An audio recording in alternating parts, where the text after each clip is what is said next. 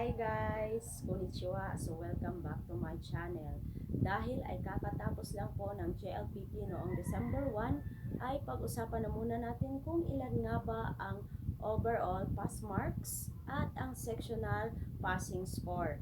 So unahin na muna natin ang Enyong. So bago po tayo mag-proceed ay sasabihin ko lang po sa inyo na lahat po ng JLPT, regardless of the level, ay parehas lang po na 180 points ang lahat na points na pwede mong makuha. So, ngunit magkaiba po sila ng pass marks at sectional passing score. So, unahin na muna natin ang Enyong. So, ang Enyong po ay nahahati po sa dalawang section. So, we have the first section, the reading, the grammar, and the vocabulary. So, pinagsama po yung tatlo na yan at kailangan po ninyong makakuha ng 38 points.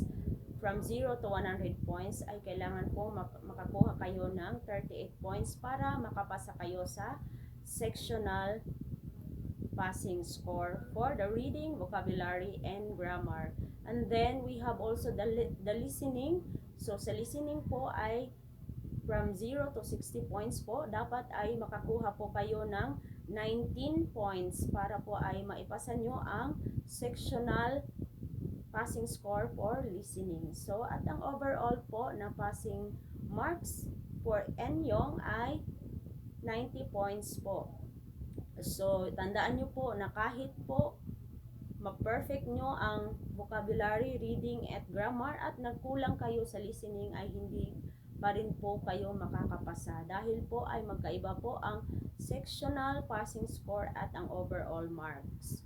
So, halimbawa, na perfect nyo ang vocabulary, reading, at grammar na may 120 points. So, perfect kayo dyan. So, ngunit sa listening nyo ay nagkulang kayo ng isa.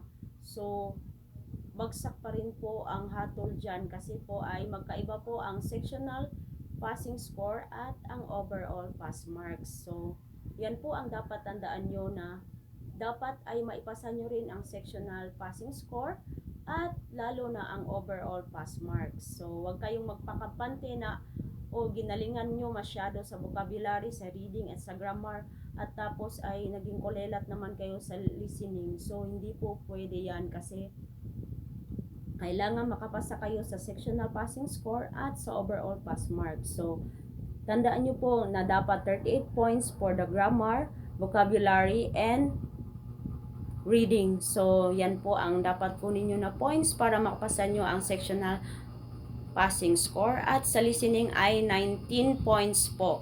So, yun po ang tandaan nyo ha. Dapat kunin nyo muna ang sectional passing score at higitan nyo pa ito para sigurado talaga kayong papasa sa inyong na pinag-examan ninyo.